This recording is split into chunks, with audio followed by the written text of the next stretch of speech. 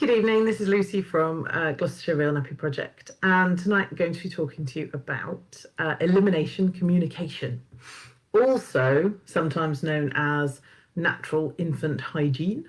But I've got to stress this, it's not really potty training, okay? It's not toilet training.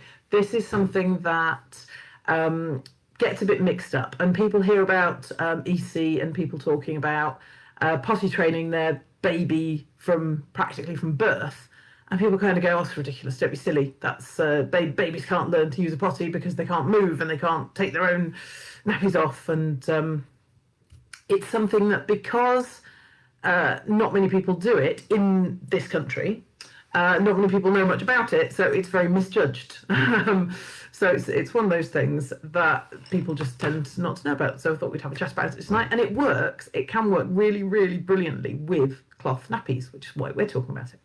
So the idea of elimination communication, or EC, is that the parent or the caregiver watches the child very closely for clues and cues of when they think they might need to use the toilet. And you spend a lot of time with a newborn baby as a parent, as a caregiver, so you do tend to pick up on their cues just from spending that much time with them. And you, almost every parent, I would say, will have some clue of when their baby is likely to go to the loo. So, for example, my first one always used to go at every single feed for at least the first 3 months. Every single feed was a dirty nappy, not just a wet one. It was just magic. It's hilarious. So I'd get into a lovely habit of kind of, right, the baby's woken up. Change him, feed him. Oh, change him again. So the point is, some babies might always go first thing in the morning when they've woken up. Some of them might go after a feed. Some of them might go when they wake up for a nap. And some of them might not have that defined a sort of a time, but you can tell. It's people do make jokes about babies having a poo face, where they sort of suddenly look like they're straining or look like they're really, really cross. And if you spot that, there is absolutely no reason why you can't just go, okay, let's pop them on potty, instead of waiting for them to soil a nappy and then cleaning it all up. Because as we all know, poo kind of gets squidged about in a nappy and it gets in a great big mess. So if you can catch it in a potty, that's that much less cleaning up you've got to do. So it's worth a try. You need practically no equipment. So it is useful to have a potty or a dedicated small bowl that you could use the potty and you won't use for anything else. But they're very, very cheap. You just buy a small potty. Now, you're going to want a smaller one. If you're starting very early with a newborn, obviously you're going to want a much smaller potty than the sort of standard sized ones that you would buy for toilet training a toddler. So you want something fairly small, just that your baby's bum can fit on quite easily. And you simply take the nappy off and sit them on it. So when you've got a little newborn, and this is quite a big one, but when you've got a little newborn, you can literally do it in your arms like this. Hold the bowl underneath and hold the baby on the potty. And it's really good to get them in that sort of squat position, like you would be sitting on a potty, sitting on a toilet. That helps us. There's a reason we sit down to go to the loo. And there's actually a good reason that a lot of other countries, when you've been on holiday, if you've ever noticed, that have toilets in the ground as opposed to our sort of raised up ones, squatting helps you go. So getting a baby into that position, I find probably will make them more likely to go if they were going to go fairly soon anyway. So you may not have to know exactly to the moment when they're going to do it. So you look for the cues. There are various ways you can do it. So you can look for that poo face. You can look for them to suddenly go quiet and still. If you've got a little baby and they're sort of wriggling about and cooing, looking, and then they just suddenly stop moving and go really quiet, that's quite often a cue that they are concentrating, as my mum used to call it, when my kids were little. Likes to talk delicately, my mum. So yeah, she'd say, "Oh, he's concentrating." They might let out a little grunt. They might have all sorts of little signs that they have, and if you spot any of those, all you're going to do is pop the nappy off. Now, because this is a vest, put it together over the shoulders so it doesn't get in the way. So pop the nappy off, sit them on the potty. If they're a little bit bigger, you sit them on it on a surface, help you hold the weight. Obviously, don't sit a baby that can't sit on their own on a potty and let go of them. That's not going to work. Nice and safe, please. So sit them on the potty with their knees, their legs raised like this in a sort of squatting position. And just give them a minute or two and see what happens. And you will likely find, it might not happen the first time, you might not catch it the first time, but if you carry on giving this a try, you may well find that your baby starts to associate being in that position, stripped off and put on there, and they start doing, they know that that's when it's a good time to go. And it's probably far more comfortable for the baby to do that than to do it into a nappy as well, if you think about it, because then they're not kind of sitting in it. So give it a go like that. Then take the baby away, give them a nice wipe, clean them up, pop on your fresh nappy, pop baby down somewhere nice and safe, and then go and empty the potty. So you don't need special nappies to do this. There are some brands that have made special more suited to elimination communication nappies, so they tend to be less absorbent. They tend to be very, very quick and easy to get off and back on again, and some of them are just sort of almost like an elastic band around the waist with a cloth that folds over and round and tucks under. It's almost more like a loincloth than it is a nappy, and that's so that you can literally just whip it off, stick it on the potty, and then put it back on again. You don't need to buy anything specific. It is probably going to be easier for getting it quick off if you have all-in-ones or pockets, things that come off all of a piece. It would take you longer to get off a two-parter, particularly if you've got a flat that is all folded up and held on with a nappy nipper, because that's, you've got to undo the wrap, and then you've got to get the nappy nipper off, and then you've got to get the flat out of the way. So that's just a bit more faff. I'm not saying you can't do it, I'm just saying it's slightly more complex. So if you have a choice of various ones, I would say go for something that comes off all of a piece, nice and quickly like that, and you can just whip it off, try the baby on the potty. If nothing happens, pop the nappy back on. You've not lost anything. And it's just one of those things that it's nice to give it a try. You can start it at any age. So you can do it right from newborn if you want to. A lot of people don't sort of feel that they could manage that in the very early days, and they start a little bit later, and that's fine. You can start it at any time. And there's I don't think anybody's done a scientific study, but there's quite a lot of anecdotal evidence amongst people who have done elimination communication with their kids, that they learn to toilet train younger, because obviously they're more used to that process of take the nappy off or the pants off, sit on a potty, than a baby that's never done that until they reach the age of 2.5 or 3, always gone in a nappy. And if you're toilet training a child that has always had nappies, whether that be cloth or disposable, it's quite common to find that they're a little bit scared of going on the potty, because it's just something very new, and children are naturally kind of slightly scared of new things. So if it's something that you've built in a little bit earlier, you'll probably find that when it comes to doing that, you might have a slightly easier time of it, and that's a bonus. It's not something that has to be all the time. It is perfectly fine to just give it a go when it suits you. So it might be, some people try and catch every single poo in every single wee. Personally, I think that's probably quite a lot of hard work, and you probably never get to look away from your baby for a second. But it depends how your baby's routine is, and how regular they are, and what other things you're being distracted with. If it's your only child and you're at home and we're in lockdown, might be fine. If you've got a toddler running around and this is number 2 or 3, you may well not have the focus to be able to do that. So I think it's really worth giving a go with cloth nappies and EC alongside, if you just try and catch the poos, because generally you get a much more definite sign from a baby that they're going to do a poo than that they're just doing a wee.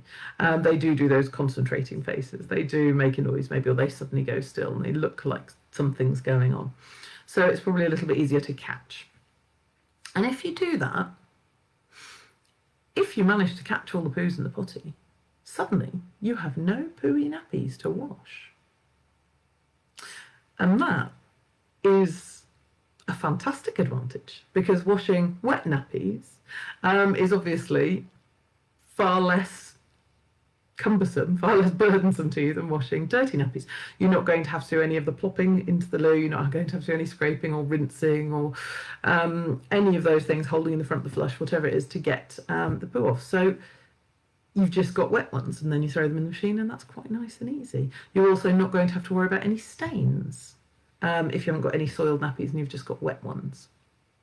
So it can make your nappy washing life a lot easier. So it's something that we just sort of thought we'd give you some information about and see if anybody felt like they might like to give it a go.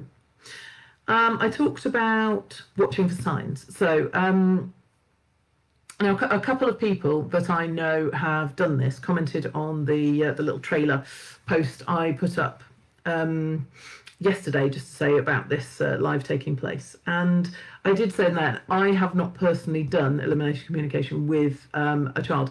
It's not something I found out about until after my 2 were a little bit bigger. So it's not something I personally tried. It's not something I was aware of at the time. But people who, so if you have experience with this, please feel free to comment and chime in and sort of say, yeah, tried this, or this works, or that works.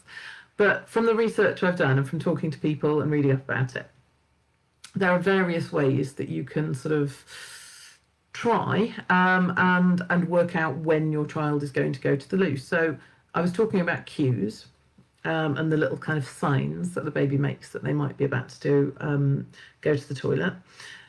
There's other things, there's external stimulus. So I did say about feeds. I had one that would always go during a feed. So if I'd been able to try that, knowing that he would always go during a feed, what I could have done then is, before a feed, sit him on the potty. When he started showing signs of getting hungry, I could have gone, right, okay, normally I'd have gone nappy off, put a fresh nappy on, then feed, and then end up changing the nappy again. So what I could have done instead is nappy off with wipe, sit on the potty just for a minute,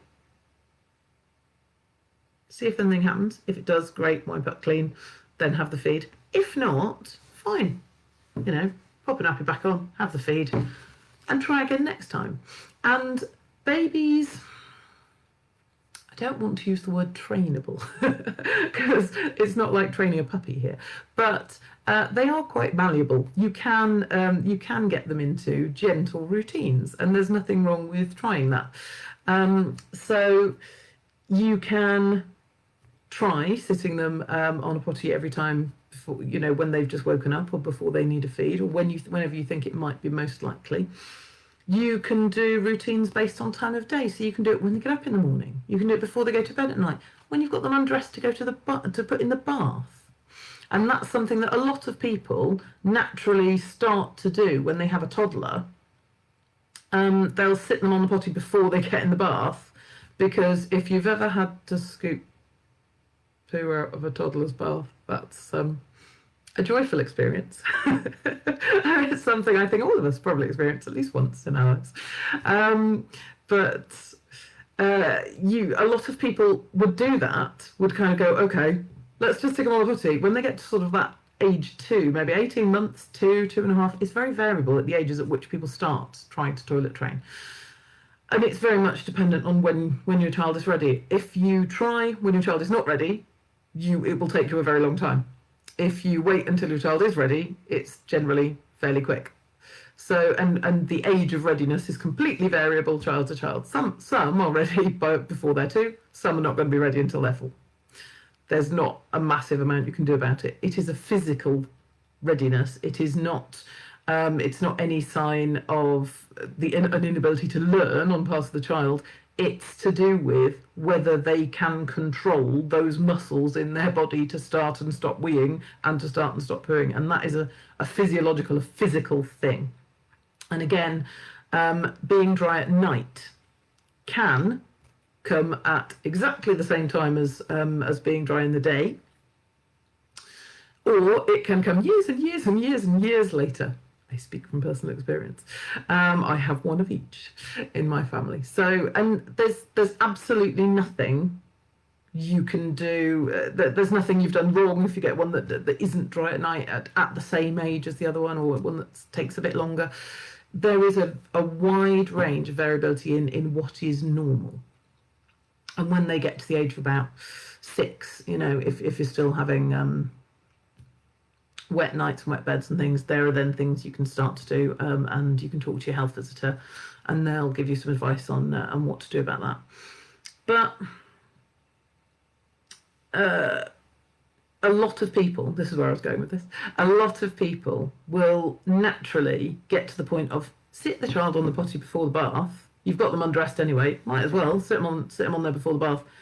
They probably don't think they're doing elimination communication. They probably don't. They may not have even ever heard of it.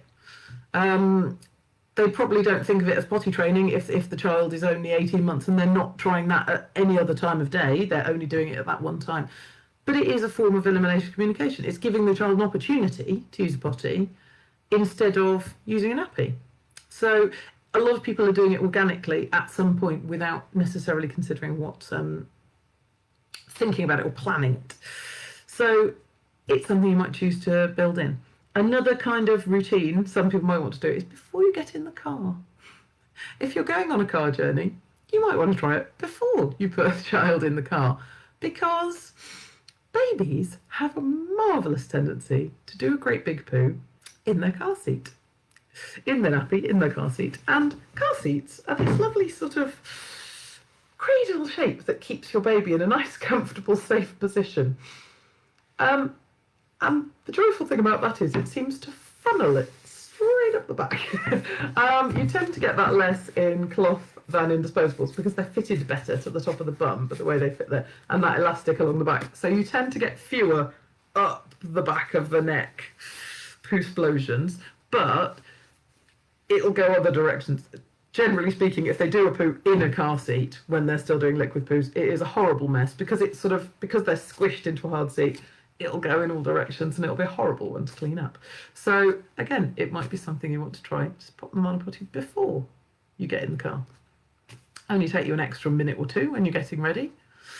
Give it a try, see how it goes. And some people, although there was a suggestion I read, I don't actually know anyone who tries this, but there was a suggestion that I read on the Nappy Lady page, on their page all about elimination communication, that some people just try to do it every few hours. So they pick a length of time. So every 2 hours, we'll sit them on the potty every 2 hours, see what happens. Now, I'm not sure how well that would work or not. It depends. Every baby's, bladder and bowel movement's going to be different. It might help you figure out when is more likely if you don't have a clue of what times of day. I think it's probably a bit unlikely that a baby is going to have that regular timed movements, but it might help you figure out what times you might want to be trying it. So it might just help you zero in on when's the best time to try. So benefits of doing it, like I said, less washing. Less washing is always good. It might make potty training easier when you get to potty training, and I don't know that I'd necessarily say fun. Because, changing nappies, cleaning babies' bums, I don't know if that's ever actually fun, but it's interesting, and it's kind of it's a way of connecting with your baby instead of sort of lying on the back. A lot of them do not want to be laid on their back on a changing mat, and they get very upset about that. Well, you might find that they're a lot more positive about nappy changes if instead of being laid back on a cold mat and stripped off, instead they're cuddled up to you and you can talk to them and you can sit them on the potty and have a little chat to them like this. They might prefer that a lot more, and you might find it's an awful lot less stressful way of dealing with it. So, again, give it a go and see. I'll be fascinated if anybody does watch this and then give it a go and see. Please do come back to us and tell us your experiences, because we'd love to know. We always like extra information. And, you know, my job's all about talking about babies and their toilet habits. Brilliant job. So, what do I need? I already sort of covered this, but basically the only equipment you are going to need is your baby, something for them to use as a potty. So you can buy little sort of, they almost look like doll-sized potties, the ones for newborns, or, you know, a slightly larger one if your child is slightly older when you're trying it. One to suit the size of your baby. You don't need to buy a dedicated potty if you don't want to. We've all got random bits of Tupperware in our houses that have mysteriously lost their lids or whatever over the years. You'd be more eco-friendly to reutilise something you already have. What I would say is use a dedicated item and don't use that for anything else. So you need your child, something for them to go in, and you just need their normal cloth nappies. You don't need to buy any special kit, but it is useful if you've got some quick, easy on-off. So pockets, all-in-ones, things that just come off of a piece rather than something you have to be faffing around, taking multiple layers off separately. Now, there was one other point which I've just realised seeing this beautiful Bubba and Boo stuff here next to me is, if you are going to be doing this and you're going to be changing regularly, and trying this every few hours, if it depends on your baby's routine, you may well find you could get away with less absorbency in your nappy. So, particularly if you're going to try and catch wheeze, but where we normally sort of have 2 boosters stuffed in there and it's quite big and bulky, you might find that you could then get away with 1 booster because you're checking more often, and if you've caught some of the wee, if not all of the wee, then it doesn't necessarily need to be able to catch an entire wee or an entire block of time's worth of wee, 2-3 hours worth of wee. So that's something to consider as well, that you might actually need less bulk in your nappies, and that is a question that we sometimes get asked, of how to make the nappies less bulky. So and we've answered that one before with sort of saying switching up to more absorbent materials like bamboo or hemp, and they're sort of thinner for the amount of absorbency. But also, if you were trying this, you'd probably end up with you could well end up with slightly less bulky nappies that might fit better under clothes. One more thing, I was saying quick, easy off nappies when you're at home. Now, if your baby is all dressed up in the summer, if they're just in a vest or just a t-shirt and they're nappy, dead easy. In the winter, if they're wearing more layers, that is going to be slightly more problematic. It's just going to take you longer to get them undressed. So if you're not out and about, or if you're out and about and baby wearing a sling, or it's just sort of not freezing cold but not summer weather anymore, really, really useful thing for babies. Baby legs. Baby legs are basically like socks with no toes on. And leg warmers. Who am I talking to? Anybody remember the 80s? I was born in the 80s. So, leg warmers. And that's essentially what they are. And they keep your baby's legs warm. I used to love these with cloth nappies. And the reason is they're bright and funky. And I like bright and funky. But that meant if your baby had a t-shirt on and their leg warmers, you could actually see their cloth nappy. You could see their cloth bum. And the ones that I had, I didn't have that many that were beautiful sort of funky prints like this. But the ones I did, I used to really love seeing them crawling about with their cloth bum out. So that's kind of, it's fun on that sense, but also very, very easy, because then you're not having to take trousers or tights or something off to get to the nappy, to stick them on the potty. So that's something that's worth considering. It's again, it's not an essential, but it's worth thinking about if it's something you're going to have a go at. So If you've got any questions about this or about any other aspect of cloth nappying, if you've got any questions about how to access the discount scheme, how to get your voucher, what's in any of the loan kits, if you're having any issues with any of your nappies, how to use them, how to wash them, how to, if they're leaking, if they're any problems whatsoever, please do get in touch with us. You can get in touch with us by messaging us here on the page. You can phone us, you can email us, you can send a carrier pigeon. No, you can get us on here on Instagram. We're quite easy to track down. There's our email addresses, and all of our contact details are on here if you just have a little search. So do get in touch if there's any way we can help. And hopefully one day we will see you again in person. Thank you very much. Good night.